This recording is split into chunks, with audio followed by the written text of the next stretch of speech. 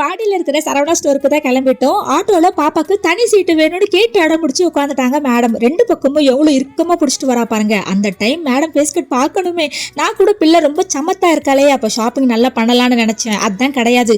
உள்ள வந்ததும் என்ன ஒரு சந்தோஷம்ன்றீங்க, பின்னாடி வாழு மட்டும் தாங்க இல்லை.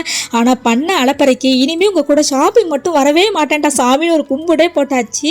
எனக்கு ஒண்ணு மட்டும் புரியல, ஏன் இந்த குழந்தைங்க கண்ணுக்கு அழகா அடுக்கி வச்சிருந்தா பிடிக்கவே மாட்டேங்குதுன்னு. நம்ம வீட்டுல இழுத்து போடுற மாதிரியே அங்க வந்து பண்ணிட்டு இருந்தா. எல்லாத்தையும் இழுத்து போடுற, மறுபடியும் நான் எடுத்து வைக்க, இப்படிதான் அடுக்கி வைக்க, இப்படிதான் போச்சு. ஏன் இப்படி பண்ணிட்டு இருந்தான்னு எனக்கும் தெரியல. அப்புறம் அவளோட ஆச்சி வந்தாங்களா, ஒரே அழுக. யாரும் நினைச்சிட்டா போல, வேற யாரும் இல்ல, உன்னை பெத்த ஆத்தாவோட ஆத்தா தாண்டி, இந்த மகாராசியவா நீ மறந்துட்டேன்னு கிண்டல் பண்ணி அப்புறம் எப்படியோ சமாதானப்படுத்திட்டு எனக்கு ஒரு இயரிங் ரொம்ப பிடிச்சிருந்துச்சு, அதையும் வாங்கிட்டேன். பார்த்தது ரொம்ப அழகா இருந்துச்சு. பீகாக் மாடல்ல.